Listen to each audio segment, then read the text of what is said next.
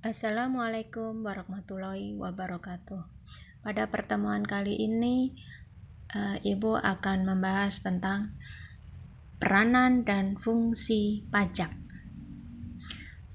Yang pertama kali yang kita bahas yaitu apa itu pengertian pajak terlebih dahulu ya. Pengertian pajak adalah kontribusi wajib pajak kepada negara yang sifatnya memaksa berdasarkan undang-undang yang digunakan untuk keperluan negara bagi sebesar-besarnya untuk kemakmuran rakyat. Jadi pajak itu digunakan untuk kemakmuran rakyat. Dilanjutkan dengan fungsi pajak.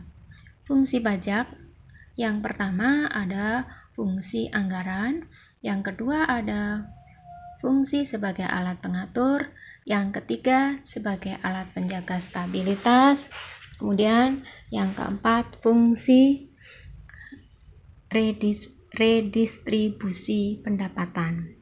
Mari kita jelaskan satu persatu, yaitu mengenai fungsi pajak sebagai fungsi anggaran. Fungsi anggaran di sini bisa disebut dengan fungsi budgeter pajak. Jadi merupakan fungsi utama pajak, fungsi fiskal juga ya. Suatu fungsi di mana pajak dipergunakan sebagai alat untuk memasukkan dana secara optimal kepada kas negara berdasarkan undang-undang perpajakan yang berlaku. Jadi fungsi ini bisa disebut sebagai fungsi utama ya. Karena secara historis pertama kali timbul di sini bahwa pajak merupakan sumber pembiayaan negara yang terbesar ya. Di sini adalah fungsi anggaran. Kemudian yang kedua sebagai alat pengatur ya. Alat pengatur, bahwa fungsi ini mempunyai pengertian bahwa pajak dapat dijadikan sebagai instrumen untuk mencapai tujuan tertentu. Sebagai contoh, ketika pemerintah berkeinginan untuk melindungi kepentingan petani dalam negeri, pemerintah dapat menetapkan pajak tambahan seperti pajak impor atau bea masuk atas kegiatan impor komoditas tertentu. Sebaliknya, pembebasan pajak ekspor merupakan salah satu contoh peran pajak pada kegiatan ekonomi. Dengan pembebasan pajak ekspor, barang-barang Indonesia di luar negeri semakin kompetitif dan sekaligus menggairahkan perusahaan ekspor. Contoh yang lain, untuk mengatasi kemacetan di Jakarta, salah satunya alternatif yang diusulkan adalah penerapan ERP. ERP ini salah satu bukti implementasi pajak sebagai alat pengatur. Kemudian ada fungsi alat penjaga stabilitas, bahwa pemerintah dapat menggunakan sarana perpajakan untuk stabilisasi ekonomi. Sebagian barang-barang impor dikenakan pajak agar produksi dalam negeri dapat bersaing, untuk menjaga stabilitas nilai tukar rupiah dan menjaga agar defisit perdagangan tidak semakin melebar. Pemerintah dapat menetapkan kebijakan pengenaan PPNBM. Di sini pajak penjualan khususnya terhadap produk barang-barang mewah. Umpama tersebut dilakukan untuk meredam impor barang mewah yang berkontribusi terhadap defisit neraca perdagangan. Kemudian ada fungsi sarana redistribusi pendapatan, bahwa pemerintah membutuhkan dana untuk membiayai pembangunan infrastruktur seperti jalan raya dan jembatan. Kebutuhan akan dana itu dapat dipenuhi melalui pajak yang hanya dibebankan kepada mereka yang mampu membayar pajak. Namun demikian, infrastruktur yang dibangun tadi dapat juga dimanfaatkan oleh mereka yang tidak mampu membayar pajak. Ya. Demikianlah fungsi pajak. Kemudian dilanjutkan dengan jenis-jenis pajak. Ya.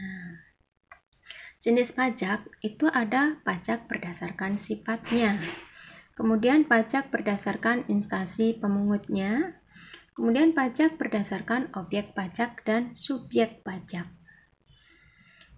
Nah, tadi ada pajak berdasarkan sifat. Jadi pajak berdasarkan sifat di sini ada pajak tidak langsung atau indirect tax. Kemudian ada pajak langsung atau direct tax. Kemudian pajak berdasarkan instansi pemungutnya. Ada pajak daerah atau lokal. Maksudnya di sini bahwa yang memungut adalah daerah. Kemudian pajak negara atau pusat. Jadi yang memungut adalah pusat. Demikianlah pajak berdasarkan instansi pemungutnya. Kemudian berdasarkan objek pajak dan subjek pajak. Ya. Di sini ada pajak objektif dan ada pajak subjektif. Ya. Pajak objektif. Jadi di sini yang dikenakan pajak tentunya berdasarkan objeknya.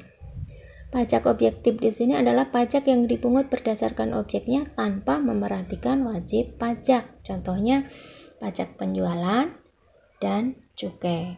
Kemudian ada pajak subjektif. Pajak subjektif adalah pajak yang berpangkal pada subjeknya atau wajib pajak. Contohnya pajak penghasilan dan pajak bumi dan bangunan. Kemudian dilanjutkan manfaat pajak bagi perekonomian. Manfaatnya: 1. Membiayai pengeluaran negara. Pajak memiliki manfaat dengan membiayai pengeluaran negara yang bersifat self-liquidating. Contohnya pengeluaran untuk proyek produktif barang ekspor. Kemudian yang kedua yaitu membiayai pengeluaran produktif. Pajak dapat membiayai pengeluaran produktif di mana pengeluaran produktif adalah pengeluaran yang memberikan keuntungan ekonomis bagi masyarakat seperti pengeluaran untuk pengairan dan pertanian.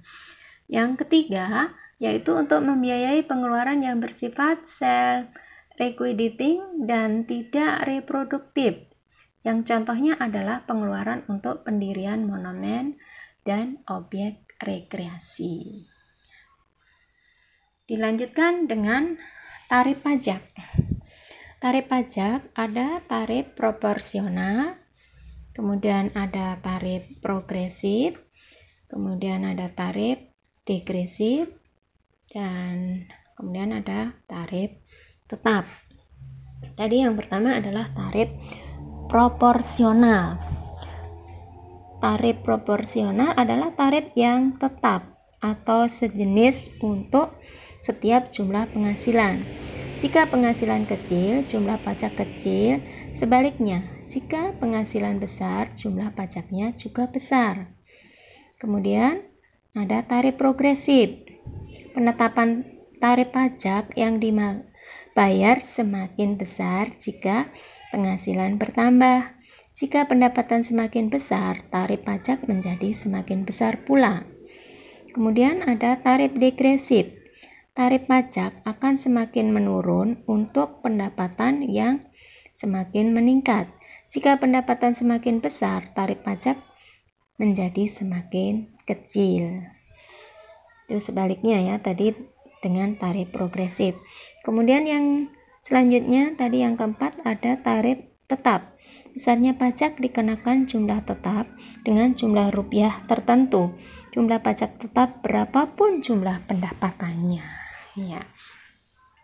Kemudian dilanjutkan dengan perbedaan pajak dengan pungutan resmi lainnya. Pungutan resmi ini biasanya bisa disebut resmi yang lain adalah retribusi ya.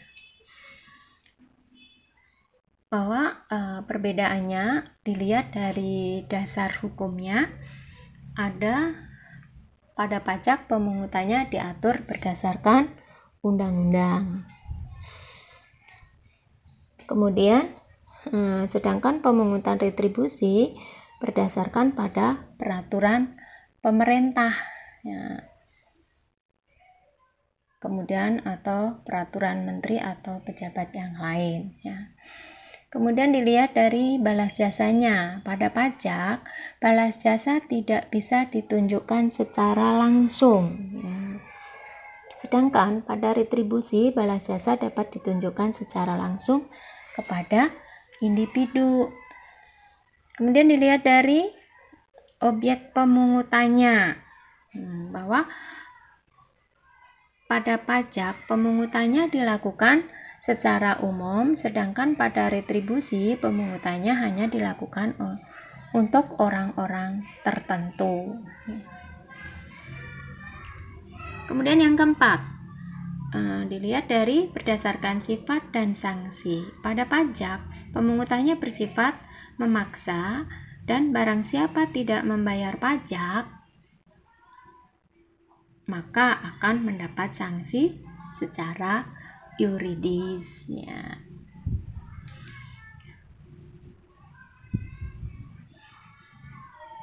Pada retribusi, pemungutannya dapat dipaksakan, tetapi keputusan terakhir diserahkan pada pihak yang bersangkutan untuk membayar atau tidak. Kemudian, lembaga pemungutannya. Pada pajak dapat dipungut oleh pemerintah pusat maupun pemerintah daerah.